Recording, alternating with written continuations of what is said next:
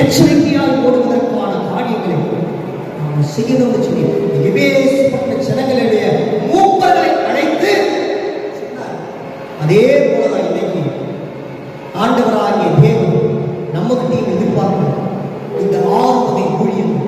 ஏன்னா நாம வாழ்கின்ற இந்த உலக வாழ்க்கையில பசுத்தோடு பொத்திய புளியை போல அப்படியே மறைஞ்சு மறைஞ்சு மறைஞ்சு மறைஞ்சு கள்ள போதனைகள் கள்ள